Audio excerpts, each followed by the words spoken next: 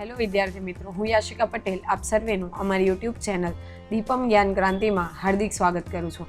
મિત્રો, આ વિડીયોમાં આપણે ધોરણ 11 વાણિજ્ય પત્ર વ્યવહાર અને સેક્રેટરીયલ પ્રેક્ટિસ અંતર્ગત જે ચેપ્ટર નંબર 6 છે, જે છે વિજ્ઞાપન પત્ર એટલે કે પ્રોસ્પેક્ટર્સ, તો એમાં કઈ કઈ બાબતોનો સમાવેશ કરવામાં આવે છે અને વિજ્ઞાપન પત્ર બહાર પાડવા અંગે કંપની ધારાની કઈ કઈ જોગવાઈઓનું આપણે પાલન કરવું પડે છે, તો એ વિષયની વિસ્તૃત ચર્ચા આપણે આ વિડીયોમાં કરીશું. તો સૌપ્રથમ આપણે વાત કરીએ વિજ્ઞાપન પત્રમાં સમાવવામાં આવતી વિગતો એટલે કે matters to be stated in prospectus. વિજ્ઞાપન પત્ર કંપનીની જામીનગીરીમાં રોકાણ કરવા જાહેર જનતાને આમંત્રણ આપતો અગત્યનો દસ્તાવેજ છે. મિત્રો, આપણે અગાઉના જ વિડીયોમાં જોયું હતું કે વિજ્ઞાપન પત્ર એટલે કે જ્યારે કંપની શરૂ થાય અને એની જામીનગીરી એટલે કે જે મૂડી હોય કંપનીની, તો એ અંગેનું જે રોકાણ છે, તો ક્યાં તો એ ડિબેન્ચર સ્વરૂપે હોઈ શકે અથવા તો શેર સ્વરૂપે હોઈ શકે. તો આ ડિબેન્ચર કે શેર ખરીદવા માટે જે જાહેર જનતાને આમંત્રણ આપવામાં આવે, તો એ માટેનો અગત્યનો દસ્તાવેજ છે. કંપની ધારા 2013 પ્રમાણે વિજ્ઞાપન પત્રમાં નીચેની બાબતોનો સમાવેશ કરેલો હોવો જોઈએ.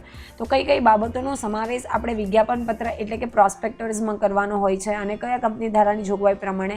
તો કંપની ધારા 2013ની જોગવાઈ પ્રમાણે. તો સૌપ્રથમ કંપનીનું નામ. હવે તમને ખબર જ છે કે નામ વગરની અનામી કંપની ક્યારેય હોઈ શકે નહીં, એટલે કંપનીનું નામ દર્શાવવું ફરજિયાત છે. કંપનીની રજિસ્ટર્ડ ઓફિસનું સરનામું એટલે કે કંપની ક્યાં, કયા રાજ્યમાં, કયા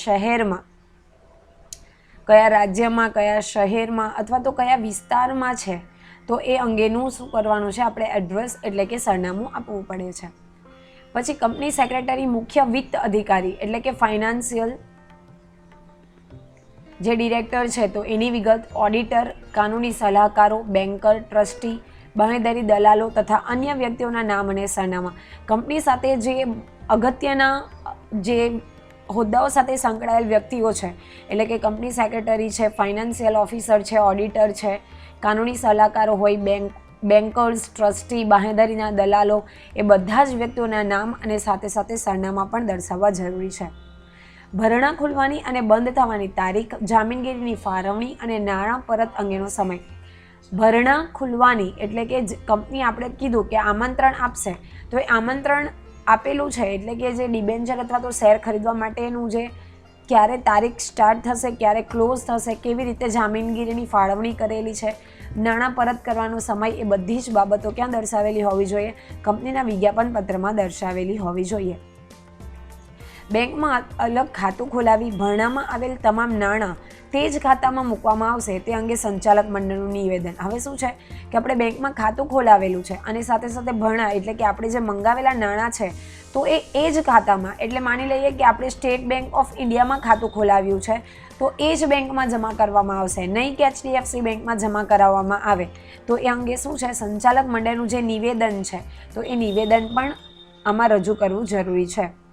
પછી બાંહેધરી કરાર અંગેની તમામ વિગતો.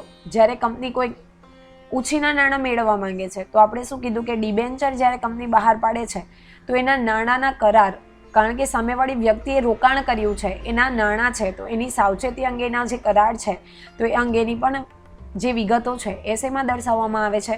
વિજ્ઞાપન પત્રમાં દર્શાવવામાં આવે છે. સંચાલકોની, ઓડિટર્સની, ભરણા બેન્કર્સની, નિષ્ણાંતોની અને અન્ય તમામ સંબંધિત અધિકારીઓની સંમતિ એટલે કે એગ્રીમેન્ટ દર્શાવવું પડે છે. કોનું? તો સંચાલકોનું, ઓડિટરનું, બેન્કર્સ એટલે કે ભરણા કઈ બેંકમાં કરેલા છે, તો એ નિષ્ણાંતો એટલે કે જે તે બાબતમાં નિષ્ણાંત છે, એક્સપર્ટ્સ છે, એ અને અન્ય તમામ સંબંધિત અધિકારો અને તેની સાથે જેટલા સંકળાયેલા અધિકારીઓ છે, માની લઈએ કે આપણે કોઈ કંપનીના મેનેજર છે, બેંકના મેનેજર છે, તો એ બધી જ અધિકારીઓની સંમતિ એટલે કે એગ્રીમેન્ટ હોવા જોઈએ.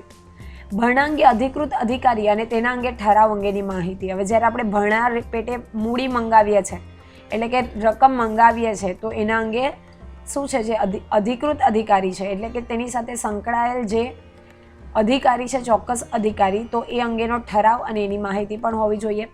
જામીનગીરી ભરણાની વહેંચણી પ્રક્રિયા અને તેનું અંગેનું સમયપત્ર. કેવી રીતે ભરણાની વહેંચણી કરવામાં આવશે, કોને કેટલા શેર, ડિબેન્ચર ફાળવવામાં આવશે, તો એ અંગેનું સમયપત્રક અને ક્યારે ફાળવવામાં આવશે, તો એ માહિતી પણ આપણે દર્શાવવી જરૂરી બની જાય છે. કંપની ધારા મુજબ કંપનીનું મૂડી માળખું એટલે કે કંપની કેટલા પ્રકારની મૂડી એટલે કે કેટલી મૂડી ધરાવે છે, એ કયા પ્રકારની મૂડી એટલે કે એકલ વ્યક્તિત્વ ધરાવતી છે કે કોઈક બાહેધરીથી મર્યાદિત જવાબદારીવાળી કંપની છે, આપણે અગાઉ જોઈ ગયા. તો એ પ્રમાણે એનું ચોક્કસ માળખું એટલે કે સ્ટ્રક્ચર પણ દર્શાવવું પડે છે. જાહેર ભરણાનો હેતુ, શરતો અને અન્ય જરૂરી બાબતો. શા માટે આપણે જાહેર જનતા પાસેથી પૈસા મંગાવીએ છીએ, મૂડી મંગાવીએ છીએ, કઈ કઈ શરતો છે અને સાથે સાથે બીજી જે જરૂરી બાબતો છે તો એ અંગેની પણ માહિતી આપણે શેમાં દર્શાવવી પડે છે? વિજ્ઞાપન પત્રમાં દર્શાવવી પડે છે. કંપનીનો મુખ્ય ઉદ્દેશ, વર્તમાન ધંધો ક્યાં ચાલી રહ્યો છે તે સ્થળ, પ્રોજેક્ટ અમલીકરણ અંગેનો કાર્યક્રમ, એ બધી જ માહિતી પણ દર્શાવવી પડે છે. એટલે કે મુખ્ય એમ શું છે, કંપની કઈ દિશામાં જવા માંગે છે, એનો પ્રેઝન્ટ ક્યાં કામ કરી રહી છે, કયા સ્થળે એટલે કે કયા પ્લેસ ઉપર, ઓકે, કયો પ્રોજેક્ટ ચાલી રહ્યો છે. તો આ બધી જ માહિતી શેમાં હોવી જોઈએ? કંપનીના વિજ્ઞાપન પત્રમાં હોવી જોઈએ. હવે પ્રોજેક્ટ અંગે કઈ કઈ બાબતો? તો સંચાલકોનો ખ્યાલ અને તેમાં રહેલા જોખમો. જો મિત્રો સમજો, કોઈ પણ કંપની આપણે ચાલુ કરીએ કે આપણી દુકાન પણ માની લઈએ કોઈ નાની હોય તો બની શકે કે એમાં જોખમો છે કે જો આપણું પ્રોડક્ટ છે સેલિંગ ન થાય તો આપણને ખોટ જાય. એવી જ રીતે કંપની છે તો એ કંપનીનો ખ્યાલ કેવો છે, એમાં કયા કયા જોખમો છે એટલે કે કયા કયા પ્રકારના લિમિટેશન બાઉન્ડ્રીઝ છે, તો એ બધું. પ્રોજેક્ટ માટે રાહ જોવાનો સમય. હવે એક દિવસમાં તો નહીં બની જાય. આપણે કંપનીની નોંધણી કરાવી હોય, કંપની રજિસ્ટર મંજૂરી આપે તો એ સમય પછી, એ બધી પ્રોસેસ થઈ ગયા પછી કેટલા સમય પૂરતી રાહ જોવી પડશે, તો એ બાબતની પણ માહિતી એમાં દર્શાવવામાં આવે છે. પ્રોજેક્ટમાં થયેલી પ્રગતિ. માની લઈએ કે કોઈક કાર બનાવવાની આપણી કંપની છે તો એક વર્ષમાં આપણે 200 કારનું સેલિંગ કર્યું અને બીજા વર્ષે 300 કારનું, તો આ જે 100 છે એ શું બતાવે છે? પ્રગતિ. તો એનો પણ જે રિપોર્ટ છે, પ્રગતિનો રિપોર્ટ એટલે કે ડેવલપમેન્ટ રિપોર્ટ, એ શેમાં જણાવવો પડે છે? કંપનીના પ્રોસ્પેક્ટરમાં જણાવવો પડે છે. દેન પ્રોજેક્ટ પૂરો થવાનો સમય એટલે કે ક્યારે આપણો જે પ્રોજેક્ટ છે પૂરો થશે તો એ અંગેની પણ માહિતી બતાવેલી હોય છે. ફોર એક્ઝામ્પલ તમે જુઓ કે જ્યારે શાળામાં એડમિશનની પ્રોસેસ ચાલુ થાય તો ત્યારે જે તે શાળા આપણને પ્રોસ્પેક્ટર આપે છે. એમાં શાળાના ટ્રસ્ટી મંડળ જે છે, સંચાલક મંડળ છે, પ્રિન્સિપલ છે, ટીચર્સ છે, કઈ કઈ પ્રવૃત્તિ કરવામાં આવે છે, કઈ રીતે બીજી સ્કૂલો કરતાં અલગ છે, એ બધી માહિતી આપવામાં આવેલી છે. કેમ? કારણ કે જે તે વાલી શું કરશે, પહેલાં વિચારશે કે મારે આ બધી પ્રોસ્પેક્ટર્સને અનુરૂપ મારે શું મારા બાળકનું એડમિશન જે તે સ્કૂલમાં કરાવવું જોઈએ કે નહીં. તો અહીં પણ એવું જ છે કે જે તે રોકાણકારો વિચારશે કે મારે આ કંપનીમાં રોકાણ કરવું કે ન કરવું. વિજ્ઞાપન પત્ર પ્રગટ થવા અગાઉના 5 વર્ષ દરમિયાન કંપનીના સ્થાપક પાસે કોઈ દાવો પડતર હોય, કોઈ કાનૂની કાર્યવાહી થયેલી હોય અથવા સરકારી વિભાગ દ્વારા સ્થાપક સામે કોઈ દાવો કરવામાં આવ્યો હોય કે કોઈ કાનૂની કાર્યવાહી કરવામાં આવેલ હોય તો તે અંગેની વિગતો જણાવવું પડે. જુઓ, કંપનીના જે સ્થાપક છે એટલે કે જે એસ્ટાબ્લિશર્સ છે તો એની સામે કોઈ કેસ થયેલો હોય, કોઈ કાનૂની કાર્યવાહી થયેલી હોય અથવા તો કોઈ સરકારી વિભાગ દ્વારા એની ઉપર કેસ કરવામાં આવ્યો હોય તો એ અંગેની વિગતો પણ દર્શાવવી પડે. ઇન શોર્ટ કે એનું કેરેક્ટર બતાવવું પડે. રાઈટ. લઘુત્તમ ભરણા અંગેની વિગતો. પ્રીમિયમ તરીકે કોઈ રકમ ચૂકવવાની હોય તો તે અંગેની બાબતો. રોકડ સિવાય કોઈ શેર આપેલ હોય તો તે અંગેની વિગતો. જુઓ, ભરણા એટલે કે સપોઝ માની લે કે 100 રૂપિયા લેખે આપણે મંગાવ્યા છે કે એક 10,000 રૂપિયાનું ભરણું છે તો એને પ્રીમિયમ તરીકે ચૂકવવાની. કોઈ શેર ખરીદ્યા હશે તો પ્રીમિયમ તરીકે એટલે કે 10,000 સાથે ન ચૂકવાતા 1,000 રૂપિયા પહેલાં મંગાવવામાં આવે તો એને શું કહેવાશે? શેરનું પ્રીમિયમ કહેવાશે. રાઈટ. અને જો રોકડ સિવાય કોઈ શેર આપેલા હોય તો કયા શેર આપ્યા હોય કે બોનસ શેર આપેલા હોય તો એ અંગેની વિગતો પણ શેમાં દર્શાવવી પડે છે? કંપનીના પ્રોસ્પેક્ટરમાં દર્શાવવી પડે છે. દેન સંચાલક મંડળની વિગતો, તેમની નિમણૂક, વેતન અને અન્ય કંપનીમાં કોઈનું હિત હોય તો તે અંગેની વિગતો. શું છે? સંચાલક મંડળની વિગતો, તેમની નિમણૂક કયા બેઝ ઉપર કરવામાં આવશે, કેટલી સેલરી આપવામાં આવશે અને બીજી કોઈ કંપની સાથે તેઓ સંકળાયેલા છે કે કેમ, તો એ અંગેની વિગતો પણ દર્શાવવી જોઈએ. સ્થાપકોની યોગદાન અંગેની વિગતો. શું યોગદાન સ્થાપકોએ આપ્યું છે? તમે જો મેં તમને હમણાં જ સ્કૂલનું એક્ઝામ્પલ આપ્યું તો એમાં શું હોય કે કંપની જે સ્કૂલના સ્થાપકો હોય તો એણે કીધું હોય કે ભાઈ મેં આટલી જમીન આપી છે, આટલા પૈસાનું ચેરિટી દાન આપ્યું છે, તો એ બધી માહિતી પણ એમાં દર્શાવવામાં આવે છે. ધંધો ચાલુ હોય તેવી કંપનીઓએ વધારાની વિગતો દર્શાવવી પડે. એટલે કે જ્યારે આપણું કંપની સ્ટાર્ટ છે, કોઈક ધંધા સાથે સંકળાયેલ છે તો બીજી કઈ કઈ વિગતો દર્શાવવી પડે? તો કંપનીનું નફા નુકસાન ખાતું, પાકું સરવૈયું અંગેનો ઓડિટરનો અહેવાલ. હવે જો તમે દર વર્ષે કંપનીનું વેપાર ખાતું, નફા નુકસાન ખાતું અને પાકું સરવૈયું. હવે નફા નુકસાન ખાતું એટલે કંપનીને નફો થયો છે કે ખોટ, કેટલા રૂપિયા. પાકું સરવૈયું એટલે કે જે વેપાર ખાતું અને નફા નુકસાન ખાતાને આધારે જે ફાઇનલ શીટ બનાવીએ છીએ અને સાથે સાથે ઓડિટરનો અહેવાલ જે છે તો એ પણ દર્શાવવો પડે છે. વિજ્ઞાપન પત્ર બહાર પાડ્યાના અગાઉના 5 વર્ષના નફા નુકસાનની વિગતો, ગૌણ શાખાના અહેવાલો. 5 વર્ષ સુધીના આપણે અગાઉના રિપોર્ટ્સ પણ બતાવવાના છે અને સાથે સાથે કોઈ કંપનીની ગૌણ શાખા છે એટલે કે એની બીજું કોઈ બ્રાન્ચ છે તો તે અંગેના અહેવાલો પણ રજૂ કરવા પડે છે. મેળવેલ જામીનગીરીઓનો ઉપયોગ પ્રત્યક્ષ કે પરોક્ષ રીતે જેમાં કરવાનો છે તો તે અંગેની માહિતી પણ. હવે માની લે કે XYZ નામની કંપની ખોલી છે તો XYZ નામની કંપની કાર પ્રોડ્યુસ કરે છે તો એનો પછી આપણે રેફ્રિજરેટરમાં ઉપયોગ નહીં કરી શકીએ મનીનો, રાઈટ? તો એ અંગેનો પણ આપણે માહિતી દર્શાવવાની છે કે જે આપણે નાણાં મેળવ્યા છે તો તેનો પ્રત્યક્ષ કે પરોક્ષ રીતે આપણે ઉપયોગ શેમાં કરીશું. વિજ્ઞાપન પત્રની વિગતો આ કાયદાની અને સિક્યુરિટીઝ કોન્ટ્રાક્ટ્સ એક્ટ 1956 અને સેબી એટલે કે security exchange board of India act 1992ના કોઈપણ નિયમોનું ઉલ્લંઘન કરતી નથી તેવા પ્રકારનું નિવેદન. મોસ્ટ ઇમ્પોર્ટન્ટ છે કે આ વસ્તુ તો તમારે દર્શાવવી જ પડશે. શું? તો સિક્યુરિટીઝ કોન્ટ્રાક્ટ્સ એક્ટ જે ક્યારે બનેલો છે 1956માં અને સેબી એટલે કે security and exchange board of India A act ક્યારે બનેલો છે 1992માં. તો એના જે નિયમો છે એનું ઉલ્લંઘન કર્યું નથી તો એવા પ્રકારનું નિવેદન શેમાં આપવામાં આવે છે? પ્રોસ્પેક્ટરમાં આપવામાં આવે છે. વિજ્ઞાપન પત્રમાં જે તારીખ લખવામાં આવશે તે જ વિજ્ઞાપન પત્રની પ્રકાશનની તારીખ ગણાશે.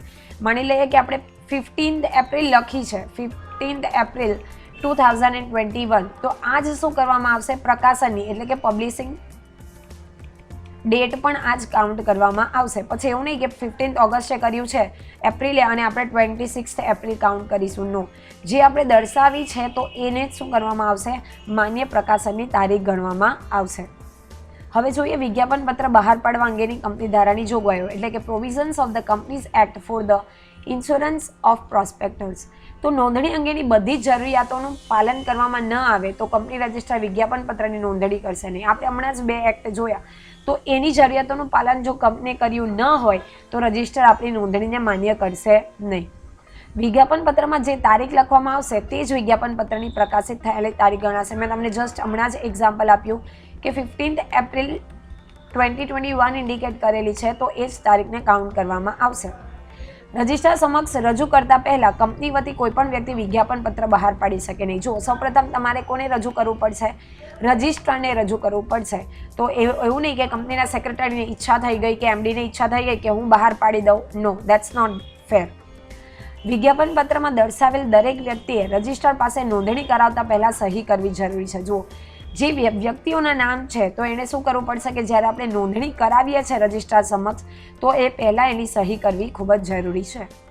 વિજ્ઞાપન પત્રમાં જણાવેલ કોઈ માહિતી અંગે રજિસ્ટ્રારને જરૂર જણાય તો તે અંગે માહિતી દર્શાવે તો પત્રક રજિસ્ટ્રારને આપવું પડે. જુઓ, જો રજિસ્ટ્રારને એવું લાગશે કે કોઈક માહિતી સ્ટીલ હજી ખૂટે છે તો એ માહિતી અંગેની વિગતો દર્શાવતું પત્રક એટલે કે માહિતી પત્રક પર રજિસ્ટ્રારને ફરીથી આપણે આપવું પડશે. વિજ્ઞાપન પત્રમાં દર્શાવવામાં આવેલ દરેક વ્યક્તિની લેખિત સંમતિ સામેલ કરવી. જો ખૂબ અગત્યનો શબ્દ છે લેખિત સંમતિ, મૌખિક નહીં એટલે કે અભી બોલ અભી ફોક નહીં ચાલે. લેખિત હોવું જોઈએ જેથી કરીને તમે ફ્યુચર રેફરન્સમાં પણ એનો ઉપયોગ કરી શકો. વિજ્ઞાપન પત્રમાં દર્શાવેલ નિષ્ણાંત વ્યક્તિનું નિવેદન અને તેનું કંપનીમાં કોઈ હિત નથી તે મુજબનું લખાણ એટલે કે જેની પાસે આપણે એડવાઇસ લીધી છે તો એ વ્યક્તિનું આપણે લખાણ જોઈશે પણ કેવું કે એને કંપનીમાં કોઈ પ્રકારનું પ્રોફિટ નથી એવું લખાણ. વિજ્ઞાપન પત્રની છાપેલી નકલ રજિસ્ટ્રારને આપવી પડે છે. જુઓ, જે આપણે નકલ છાપી છે, પ્રિન્ટ કરી છે તો એ જ નકલ આપણે કોને આપવી પડશે? કંપની રજિસ્ટ્રારને આપવી પડશે. વિજ્ઞાપન પત્રની નોંધણી બાદ 90 દિવસમાં બહાર પાડવું પડે. જો 90 દિવસ પછી બહાર પાડવામાં આવે તો તે કાયદેસર ગણાશે નહીં. એટલે કે આપણી જે નોંધણી થઈ છે એના 90 દિવસમાં એટલે કે 3 મંથ્સમાં આપણે એને બહાર પાડવું પડશે. અને જો 90 દિવસ પછી એટલે કે 3 મહિના પછી આપણે બહાર પાડીશું તો એને કાયદેસર ગણવામાં આવતું નથી. વિજ્ઞાપન પત્રની નોંધણી કરાવતા પહેલા કંપની રજિસ્ટ્રાર પાસે કંપની ધારાની જોગવાઈનું પાલન થયું છે, સિક્યુરિટીઝ કોન્ટ્રાક્ટ એટલે કે રેગ્યુલેશન એક્ટ અને સેબી એટલે કે સિક્યુરિટી એક્સચેન્જ બોર્ડ ઓફ ઇન્ડિયાના નિયમોનો ભંગ કરવામાં આવેલ નથી તે મુજબનું નિવેદન કરવું પડશે. શું છે કે નોંધણી કરાવીએ છીએ એ પહેલાં જ આપણે નિવેદન કરવું પડશે કે અમે આ વ્યક્તિઓ નીચે સહી કરનાર બધા જ નિયમોનું પાલન કર્યું છે અને જો ભંગ થશે તો અમે વી આર રિસ્પોન્સિબલ. તો એવું આપણે નિવેદન શું કરવું પડશે? રજૂ કરવું પડશે. કંપનીની જામીનગીરી ખરીદવા લઘુ વિજ્ઞાપન પત્ર જોડ્યા વગર અરજીપત્ર આપી શકાતું નથી.